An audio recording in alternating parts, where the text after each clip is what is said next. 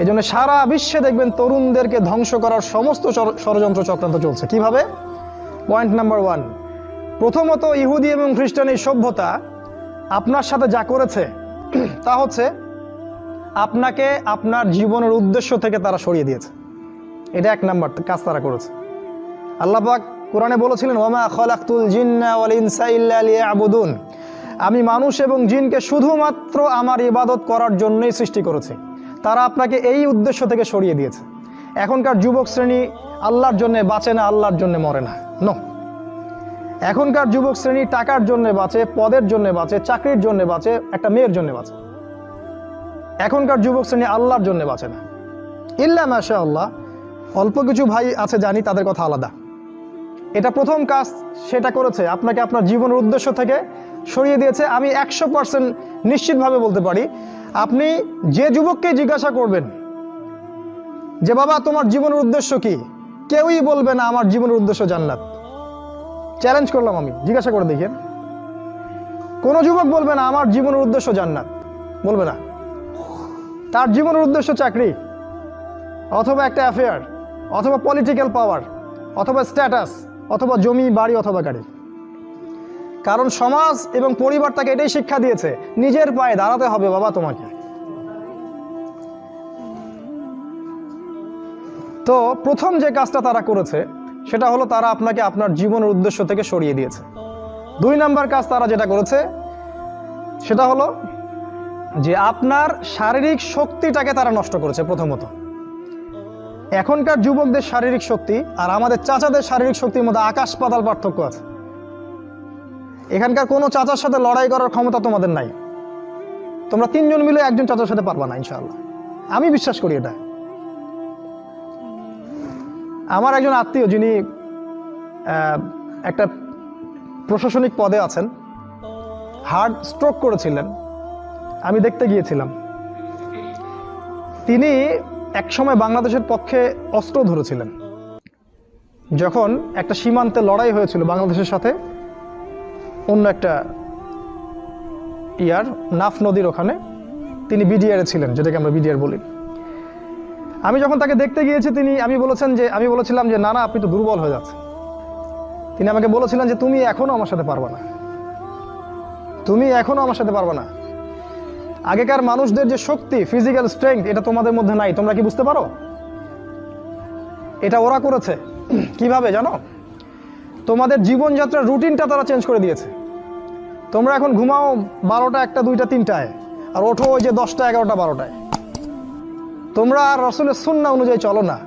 আমাদের চাচারা ঘুমাতেন 9টায়, ওই যে ভোর 4টায় উঠতেন, তাহাজ্জুদ পড়তেন, তারপরে নামাজ পড়তেন, মাঠে কাজ করতে যাইতেন। তাদের যে ফিজিক্যাল স্ট্রেংথ, এটা তোমাদের মধ্যে নাই। যদি আবারও মুক্তিযুদ্ধ হয়, তোমরা কিছুই করতে পারবে না দেশের জন্য। ওটা পেঁচার পারে লাভ নাই যে সোনার প্রজন্ম তৈরি করতেছে, এগুলো বোগাস কথাবার্তা। বিশ্বাস না হয় একটা মাঠে 10 পাক রাউন্ড দেওয়ান না সবাইকে, একটা মাঠে নিয়ে যান, 10 পাক দৌড়াতে লাগায় দেন, দেখেন কয়জন দৌড়াতে পারে। তোমাদের শারীরিক শক্তি ওরা নষ্ট করে দিয়েছে। এটা একটা, তোমাদের রুটিনটা ওরা চেঞ্জ করেছে। তোমাদের হাতে ধরিয়ে দিয়েছে smartphone, laptop, internet, Facebooking, YouTubing, সারা দিন সারা রাত ওই মোবাইলের পিছনেই বসে আছে। আমি শহরের ছেলে তো, আমি তো আরো ভালো জানি আপনাদের চাইতে। রাস্তায় হাঁটি, মাথা উপরে তুলে হাঁটে না, মাথা নিচের দিকে তুলেই হাঁটে। কার সাথে ধাক্কা লাগছে, কার সাথে কি হচ্ছে টেরই পায় না। শারীরিক শক্তি তোমাদের নষ্ট করেছে। আরেকটা কাজ তারা করেছে, আমরা যে খাবার খাই সেই প্রত্যেকটা খাবারের মধ্যে তারা এমন কিছু পয়জন ঢুকিয়ে দিয়েছে যার মধ্য দিয়ে এমন জটিল জটিল রোগ ব্যাধির সৃষ্টি হচ্ছে, যেটা আগের 50-100 বছর আগে ছিল না। বিশ্বাস না হলে আপনি চেক করে দেখেন।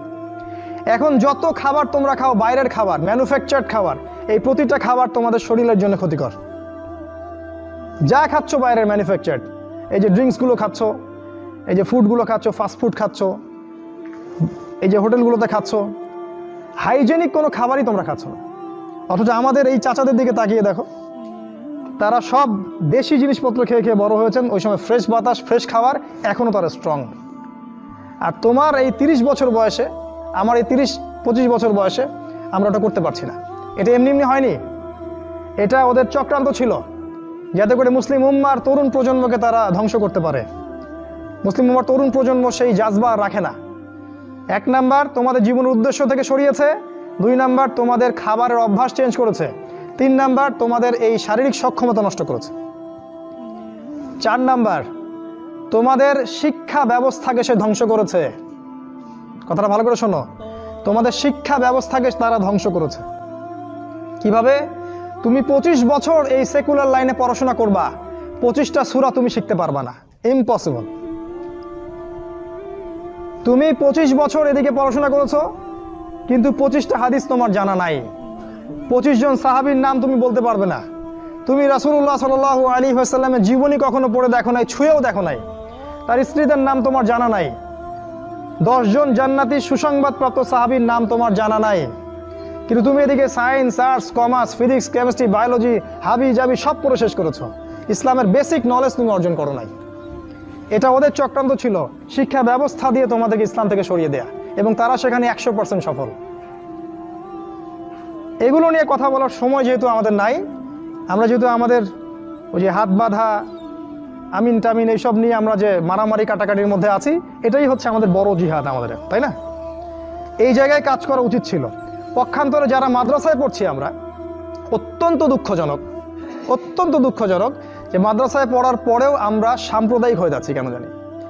নিজের বুঝ, নিজের দল, নিজের মাযহাব, নিজের তরিকার বাইরে আমরা আর চিন্তা করতে পারছি না।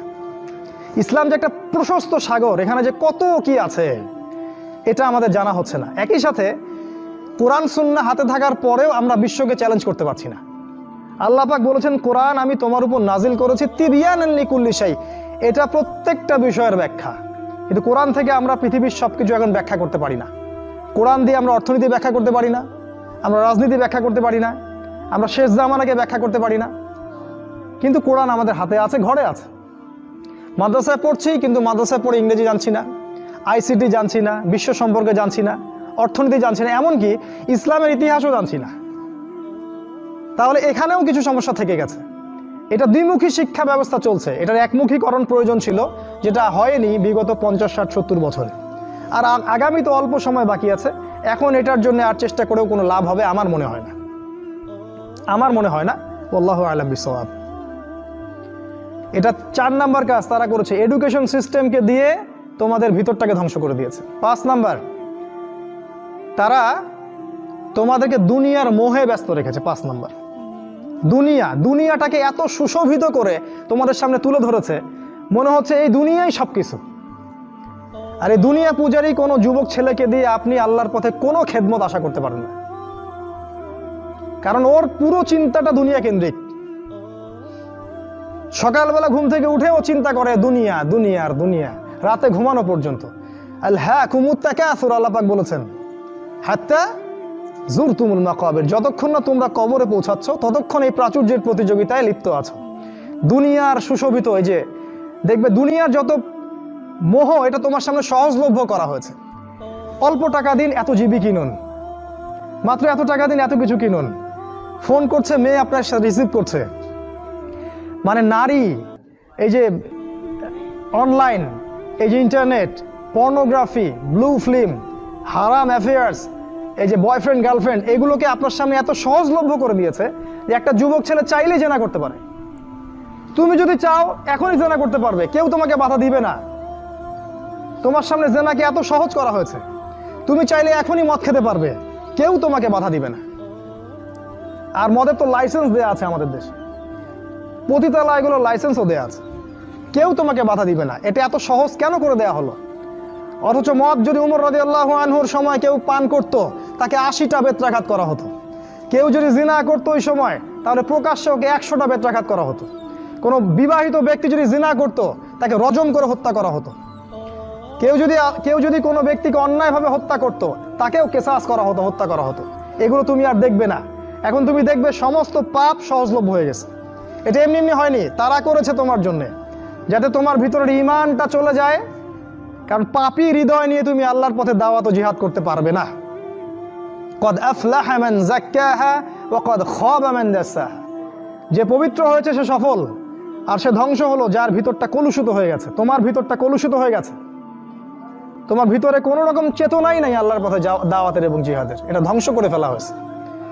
কারণ পাপ করতে করতে করতে করতে তোমার ভিতরে কালিমা লেপন হয়ে গেছে, কারণ তুমি দিনে একটা বারো আল্লাহকে বলো না আস্তাগফিরুল্লাহ ওয়া আতুবু ইলাইহি। খেয়াল করে দেখবা, কোরআন তেলাওয়াত শুনে তোমার চোখ দিয়ে কখনো পানি পড়ে না। কখনো কি খেয়াল করেছো যে কোরআন তেলাওয়াত তোমার সামনে দিনরাত করা হচ্ছে, তোমার চোখ দিয়ে এক ফোঁটা পানি বের হচ্ছে না? কেন বের হচ্ছে না?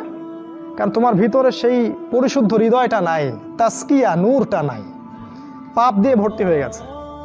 6 নাম্বার, নারীকে তোমার সামনে সহজলভ্য করা হয়েছে। নারী, মেয়েদেরকে তোমার সামনে এমনভাবে উপস্থাপন করা হয়েছে ন্যাংটা করে। রাসূল সাল্লাল্লাহু আলাইহি ওয়াসাল্লাম বলেছিলেন যে শেষ জামানায় 2 শ্রেণীর মানুষ আসবে যাদেরকে আমি এখনো দেখি নাই। এক শ্রেণী হচ্ছে নিসাউন কাসিয়াতুন আরিয়া মুইলাতুন মামিলাত, মানে এমন এক শ্রেণীর মেয়ে বের হবে শেষ জামানায় যারা কাপড় পরেও ন্যাংটা হয়ে থাকবে। ভাষাটা ভালো করে বোঝেন, কাপড় পরেও তারা নগ্ন হয়ে থাকবে। আমার মনে হয় না এটার ব্যাখ্যা করার দরকার আছে। কাপড় পরবে কিন্তু কাপড়ের সবকিছুই, ভিতরে সবকিছু আপনি দেখতে পারবেন, বুঝতে পারবেন কোন অঙ্গ কতটুকু উঁচু নিচু, কোনটা কি। এখন এমন ড্রেস বাইরে থেকে ভিতরে সব দেখা যায়, কাঠামোকে সেটাও দেখা যায়। এমনকি এমন বোরখা বের হয়েছে এখন, যেটা পরার পরেও দেখবেন যে তার ফিজিক্যাল সমস্ত স্ট্রাকচার বোঝা যায়। এই যে নারীরা বের হবে, এটা রাসূল আগেই বলেছিলেন। একটা হাদিস আপনাদেরকে বলি, নবী সাল্লাল্লাহু আলাইহি ওয়াসাল্লাম আরো বলেছেন যে এই মাসিহুদ দাজ্জালের সবচেয়ে শেষ অনুসারী হবে এক শ্রেণীর নারী, এক শ্রেণীর নগ্ন নারী, যাদেরকে তার স্বামী বাবা পিতা ঘরে রাখতে চাইবে কিন্তু তারা ঘরে থাকবে না, তারা বাঁধন ছিঁড়ে বের হয়ে চলে যাবে বাইরে। আবার বুঝাই, শেষ জামানায় মাসিহুদ দাজ্জালের অনুসারী হবে এক শ্রেণীর নারী যাদেরকে তাদের পিতা স্বামী ভাই ঘরে রাখতে চাইবে, তারা ঘরে থাকবে না। আপনি কি বুঝতে পারছেন তারা কারা? বর্তমান সময়ে ফ্যামিনিস্ট রেভলিউশন যারা করছে এরা সবাই দাজ্জালের অনুসারী। দাজ্জাল যখন বের হবে এরা সবাই তাকে অনুসরণ করবে, অবশ্যই করবে। একটা কোভিড-19 যদি সবাইকে একমুখী করে ফেলতে পারে, দাজ্জালের ফিতনা যে কত ভয়ঙ্কর হবে সেটা চিন্তাই করতে পারবেন না আপনি। একটা খালি হুঙ্কার যে মূর্তি স্থাপন হবেই, যে এর বিরোধিতা করবে তার বিরুদ্ধে রাষ্ট্রদ্রোহের মামলা দেওয়া হবে। সারা দেশের মানুষ ম্যাক্সিমামই এখন ওইদিকে অনুসরণ করছে। এই যদি অবস্থা, তাহলে দাজ্জাল যখন বের হবে তখন যে কোটি কোটি মানুষ তাকে অনুসরণ করবে না, এটা কি কোনো গ্যারান্টি আছে? বরং কোটি কোটি মানুষই তাকে অনুসরণ করবে। তোমার সামনে নারীকে সহজলভ্য করে দেওয়া হয়েছে। স্কুলে নারী, স্কুল কলেজের মধ্যে কো এডুকেশন, ছেলে মেয়ে একসাথে বসে পড়াশোনা করে। একটা মেয়ে এরকম নগ্ন পোশাক পরে আমার সামনে যদি বসে থাকে দিনে 5 ঘন্টা, কয়দিন আপনি জেনা থেকে দূরে থাকতে পারবেন বলেন তো? আজকে আপনি দেখা করবেন, কালকে নোট নেবেন, তারপরে দেখা সাক্ষাৎ হবে, কফি খাবেন, এক পর্যায়ে ঘুরতে যাবেন, ডেটে যাবেন, আস্তে আস্তে আস্তে আস্তে তার সাথে আপনি জেনায় লিপ্ত হয়ে যাবেন। এর জন্য কি শুধু ছেলেটা দায়ী? এর জন্য কি শুধু ছেলেটাই দায়ী? এই মেয়েটাও দায়ী, এই মেয়ের পরিবারও দায়ী, এই ছেলের পরিবারও দায়ী। আর সবচেয়ে বড় দায়ী হচ্ছে সে ব্যক্তি যে এই সিস্টেমটাকে লঞ্চ করেছে এই দেশের মধ্যে, যে সিস্টেমের মধ্যে পড়াশোনা করাচ্ছে, এরাই সবচেয়ে বড় দায়ী। সূরা নূরের একটা আয়াত আছে না, যে যারা মুমিনদের সমাজের মধ্যে এই অশ্লীলতা ছড়ায় তারা যেন সতর্ক হয়ে যায়, আল্লাহর পক্ষ থেকে ভয়ঙ্কর আযাব তাদের উপর আসবে। হাদিসে আসছে এমন এমন রোগ ব্যাধির উদ্ভব হবে যেটা আগে কখনো হয়নি। এই দেখেন কি হচ্ছে এখন, এমন এমন রোগ ব্যাধি আসবে অশ্লীলতার কারণে, বেহায়াপনার কারণে, যেটা আদৌ কখনো পৃথিবীতে আসে নাই। দেখেন সামনে কি হয়, আরো ভয়ঙ্কর প্রলয় আসবে ইনশাআল্লাহ, কেউ ঠেকাতে পারবে না। নবীর কথা এগুলো, বদলানোর কোনো সুযোগ নাই। তোমরা পড়াশোনা করবা, তোমাদের সামনে মেয়েদেরকে ছেড়ে দেওয়া হয়েছে। কলেজে যাবা তখন তো আরো অবস্থা খারাপ, ফ্রি মিক্সিং, যা ইচ্ছা তাই করতে পারবা তোমরা। আর সামনের দিনগুলোতে দেখবা লিভ টুগেদারকে জায়েজ করে দেওয়া হবে, এটাও হবে, এটাও দেখার বাকি থাকবে না। অন্য দেশগুলোর মতো দেখবা ছেলে মেয়ে একসাথে থাকতে পারবে, বিয়ের দরকার হবে না, এটাও হবে সামনে। মেয়েকে সহজলভ্য করে দেওয়া হবে, চাইলেই তুমি জেনা করতে পারবে। এগুলো এমনি এমনি হয়নি, ওরা প্ল্যান করে এটা করেছে যাতে তোমার ভিতরের ইমানি তেজটা নষ্ট হয়ে যায়। যার ইমানের তেজ থাকবে না ধ্বংস হয়ে যাবে সে। 7 নাম্বার, তোমার প্রতি তারা প্ল্যান করেছে আর একটা এরকম, যে তোমাকে ইসলামের মধ্যে যখন তুমি ইসলাম ফলো করতে চাইবা, কোনোভাবে যদি তুমি ইসলাম ফলো করতে চাও, তখন দেখবা ইসলামের মধ্যে এসে 1000টা দলাদলি, 1000টা। তখন তুমি কনফিউজড হয়ে যাবা যে কোথায় যাব আর কোথায় হক পাবো। যারা ইসলামপন্থী তাদের মাঝেও তারা এমন একটা চক্রান্ত করে দিয়েছে যাতে মুসলিমরা মুসলিমদের সাথে সারা জীবন মারামারি কাটাকাটি করতে থাকে। বাস্তবতা দেখেন তাই হচ্ছে। এভাবে তারা তোমাকে ওদের গোলাম বানানোর প্ল্যান করেছে। 8 নাম্বার, রিজিক। তোমাকে সারাদিন রিজিকের টেনশন দিয়ে রেখেছে ওরা। রিজিক নিয়ে প্রতিটা যুবক টেনশন আর টেনশন, কি করব, কি খাবো আর কি পরবো, কি কবে চাকরি পাবো আর কি ব্যবসা করবো, সারাদিন রিজিকের টেনশন। এই যে দারিদ্রতার ভয় আর রিজিকের ভয় দিয়ে তারা তোমাকে আল্লাহর পথ থেকে সরিয়ে দিয়েছে।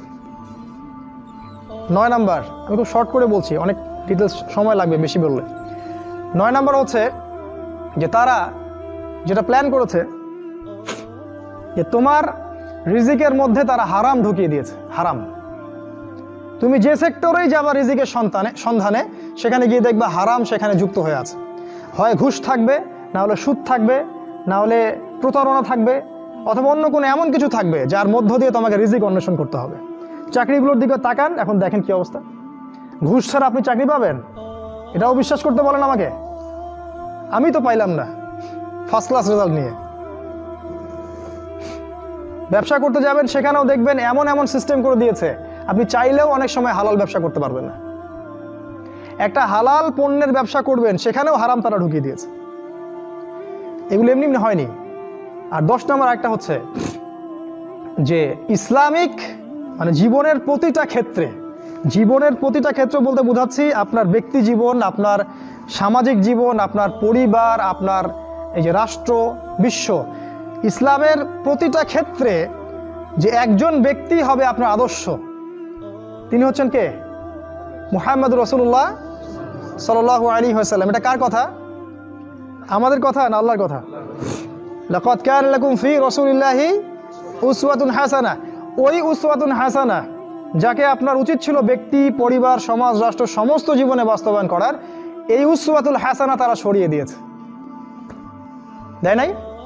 এখন আপনার উসওয়াতুল হাসানা কার্ল মার্কস অথবা লেনিন অথবা স্টেলিন অথবা আব্রাহাম লিঙ্কন অথবা অমুক তমুক দার্শনিক কেউ না কেউ। আপনি মুহাম্মদ সাল্লাল্লাহু আলাইহি ওয়াসাল্লামকে আর জীবনের সব ক্ষেত্রে নেতা হিসেবে গ্রহণ করতে চান না। কথা কি মিথ্যা বলেছি? আপনি হয়তো ইবাদত করছেন তার পদ্ধতিতে, তা আপনি অর্থনৈতিক জীবনে গিয়ে তার হেদায়েত মানছেন না। আপনি সামাজিক ক্ষেত্রে গিয়ে রাসূলের আদর্শ মানছেন না। বিশ্ব রাজনীতি করতে আপনি রাসূলের আদর্শের মোটেই পরোয়া করছেন না, ওটা জাদুঘরে। এই বিষয়গুলোতে আমরাই ভালো বুঝি। অপেক্ষা করতে থাকেন। জাস্ট আমার তো কিছু করার নাই, আমাদের তো কিছু বলারও নাই, আমরা তো মাজলুম এবং দুর্বল। আমরা শুধু এতটুকু বলবো, আপনি just wait until you reach your grave. আপনি যতক্ষণ পর্যন্ত আপনার কবরে পৌঁছান নাই ওই পর্যন্ত অপেক্ষা করতে থাকেন, তারপরে দেখেন আপনার সাথে কি হয়। যখন ফেরেশতারা কলার ধরে তুলে প্রশ্ন করবে, মান হাযা রাজুল বুইসা ফীকুম, এই ব্যক্তি কে ছিল যাকে তোমাদের কাছে রাসূল করে পাঠানো হয়েছিল, তখন এরা কোশ্চিন কালেও বলতে পারবে না যে ইনি হচ্ছেন রাসূলুল্লাহ সাল্লাল্লাহু আলাইহি ওয়াসাল্লাম। বলে মা আদরি, আমি জানি না, লা আদরি, আমি জানি না। মানুষ কিছু বলতো, আমি শুনতাম। খুবই ভয়ঙ্কর জায়গা। একজন সাহাবীর নাম বলি, সাদ বিন মুয়াজ রাদিয়াল্লাহু আনহু, নাম শুনেছেন? তোমরা তো শোনো নাই মনে হয়। সাদ বিন মুয়াজ এত ভালোবাসতেন নবী তাকে যে তার মৃত্যুতে রাসূল সাল্লাল্লাহু আলাইহি ওয়াসাল্লাম এত কষ্ট পেয়েছিলেন। সাদ বিন মুয়াজ আনসার সাহাবী ছিলেন। তার একার দাওয়াতে প্রচেষ্টায় মদিনায় বহু মানুষ ইসলাম কবুল করেছিল। এই মানুষ খন্দকের যুদ্ধে তার গায়ে একটা তীর লাগে, প্রচুর রক্ত প্রবাহ হয় এবং তিনি মারা যান, শহীদ হয়ে যান। এই সাদ বিন মুয়াজের জানাজায় 70,000 ফেরেশতা অংশ নিয়েছিল এবং আল্লাহ রাব্বুল আলামিনের আরশ এই বান্দার মৃত্যুতে কেঁপে উঠেছিল। আপনাকে বলতে চাচ্ছি, এই সাদ বিন মুয়াজ রাদিয়াল্লাহু আনহুর কবরেও চাপা দেয়া হয়েছে, দুই দিক থেকে চাপা দেয়া হয়েছে। তিনি বলেছেন, রাসূল সাল্লাল্লাহু আলাইহি ওয়াসাল্লাম, যদি কোনো ব্যক্তির কবরে আযাব না হতো তাহলে সাদ বিন মুয়াজের কবরে আযাব হতো না। তার কবরেও প্রশ্ন হয়েছে এবং চাপ দেওয়া হয়েছে। কবরের জীবন কেমন করে আপনাকে বুঝাবো? কিভাবে বুঝাবো আমরা? আমাদের বুঝানোর কোনো ক্ষমতাই নাই। আজকে আপনি রাসূলের আদর্শকে পরোয়া করছেন না। কাল যখন আপনাকে রেখে আসা হবে ওই যে বিসমিল্লাহি আলা মিল্লাতি রাসূলিল্লাহ বলে, তখন বুঝবেন যে রাসূলের মিল্লাত কাকে বলে। আল্লাহ পাক আমাদেরকে উসওয়াতুল হাসানা নির্ধারণ করার তৌফিক দান করুন। উসওয়াতুল হাসানা হবে একজন ব্যক্তি, দ্বিতীয় কোনো ব্যক্তি না, তিনি হচ্ছেন আমাদের প্রিয় নবী মুহাম্মদুর রাসূলুল্লাহ সাল্লাল্লাহু আলাইহি ওয়াসাল্লাম। হ্যাঁ, এটা ঠিক যদি কোনো ব্যক্তির কথা রাসূলের কথার সাথে মিলে যায়, সে যেই হোক না কেন তার কথা মানতে আমরা প্রস্তুত ইনশাআল্লাহ। বরং ওই কথা মানাই আমাদের জন্য ফরজ। আর পৃথিবীর যে ব্যক্তি হোক না কেন, সে যত বড় নেতা হোক না কেন, যেই হোক না কেন, কারো কথা যদি নবীর কথার সাথে না মেলে, তাহলে সেই কথা মানতে আমরা মোটেও বাধ্য নই, বরং সেটাকে না মানাই হচ্ছে আপনার ঈমানের দাবি। এই 10টা কাজ তারা করেছে, এছাড়া আরও কিছু কাজ করেছে, আজকে আমি অত বলার সময় পাচ্ছি না। এখন আপনার প্রতি নাসিহা হচ্ছে যে যদি আপনি চান যে আপনার যৌবনকালটাকে আপনি আল্লাহর পথে ব্যয় করবেন, দুনিয়াতেও সুখী হবেন, পরকালেও সুখী হবেন, তাহলে আপনার জন্য একটা হাদিস আমি পেশ করছি। নবী সাল্লাল্লাহু আলাইহি ওয়াসাল্লাম বলেছেন, কিয়ামতের মাঠে 7 শ্রেণীর মানুষকে আল্লাহ পাক আরশের ছায়া দিবেন। তার মধ্যে 1 শ্রেণীর মানুষ হচ্ছে তারা যারা তাদের যৌবনকালটাকে আল্লাহর পথে ঢেলে দিয়েছে। আপনি কি চান কিয়ামতের মাঠে আল্লাহ আপনাকে আরশের ছায়া দেখ? আমি এটা অনেক দিন বলেছি হাদিসটা, যে কিয়ামতের মাঠে মানুষ যখন উঠবে তখন তাকে 5টা প্রশ্ন করা হবে। তোমার জীবন কোন কালে ব্যয় করেছো? তোমার যৌবন কোন কাজে ব্যয় করেছো? কোন পথে সম্পদ উপার্জন করেছো আর কোন পথে সম্পদ ব্যয় করেছো? আর জানা অনুযায়ী আমল করেছিলে কি না? এখানেও দেখেন, তোমার যৌবন কোন পথে ব্যয় করেছো আলাদা প্রশ্ন হবে। যদি আমরা যৌবন আল্লাহর পথে ব্যয় করতে পারি, আরশের ছায়া আপনি ছায়া পাবেন ইনশাআল্লাহ। আপনার নেতা হবে জান্নাতে হুসাইন রাদিয়াল্লাহু আনহু। এটা তো জানেন, তিনি হবেন জান্নাতে যুবকদের সর্দার। কত যুবক যে পৃথিবী থেকে চলে গেছে, হে আমার ভাই, আপনাকে কেমন করে বুঝাই, যারা দিন রাত কোনো কিছুর পরোয়া করেন নাই, দিন রাত আল্লাহর পথে ছুটে চলেছেন। ওই খালিদ বিন ওয়ালিদ রাদিয়াল্লাহু আনহুকে দেখেন, তিনি মৃত্যু সজ্জায় বলেছিলেন যে আমি জাহাদতু কাযা ওয়া কাযা, আমি যে কতই না যুদ্ধ করেছি আল্লাহর পথে, আমার শরীরে এমন একটা দাগও নাই যেখানে, মানে একটা জায়গাও বাকি নেই আমার শরীরের মধ্যে যেখানে কোনো তরবারির আঘাত নাই বা বর্ষার ছোঁয়া নাই। সেদিন তিনি মৃত্যু সজ্জায় বলছিলেন যে আজকে আমি আমার বিছানায় মারা যাচ্ছি, আমি যুদ্ধের মাঠে মারা যাওয়ার সৌভাগ্য আমার হলো না। ফালা নামাত আইনুল জুবালা, তিনি বলেছিলেন যে পুরুষদের 2 চোখ যেন কখনো না ঘুমায়। ওই দেখো যুবক, তোমার আদর্শ। খুবাইব রাদিয়াল্লাহু আনহু, ইসলামের জন্য তাকে দায়ী করে পাঠানো হয়, রাজি নামক একটা জায়গায় কাফেররা তাকে ধরে ফেলে এবং তাকে শুল দণ্ড দিয়ে হত্যা করে। খুবাইব রাদিয়াল্লাহু আনহুকে যখন শুল দেওয়া হচ্ছিল, তিনি বলছিলেন, এই কবিতাটা ভালো করে পড়বা, রাহিকুল মাকতুম বই আছে, লাস্তু উবালিহি না উক্তালু মুসলিমান। তাকে যখন শুল দণ্ড দেওয়া হচ্ছে, শুল দণ্ড মানে বোঝো, পিছন দিয়ে মানে লৌহ দণ্ড প্রবেশ করিয়ে মাথা দিয়ে বের করে দিত, কঠিন দণ্ড, একটা ফাঁসি টাসির চেয়েও ভয়ঙ্কর। এই শুল দণ্ড তাকে দেওয়া হচ্ছে এবং বলা হচ্ছে, তুমি কি চাও তোমাকে ছেড়ে দেই আর মুহাম্মাদকে তোমার জায়গায় শুলদণ্ড দেই? কাফেররা বলেছিল। আর এই যুবক বলেছিলেন যে আমার জীবনের বিনিময়ে নবীর একটা চুলের আঘাত পাক, সেটাও আমি চাই না। দোয়া করছে, আল্লাহ আমার মৃত্যুর সংবাদটা নবীকে পৌঁছে দিও। আল্লাহ পাক সেটা পৌঁছে দিলেন। রাসূল মদিনা থেকে খবর পেয়ে গেলেন যে খুবাইবকে হত্যা করা হয়েছে। তিনি তখন কবিতা আবৃত্তি করছিলেন যে লাস্তু উবালিহি না উক্তালু মুসলিমান, আমি কোনো পরোয়াই করি না।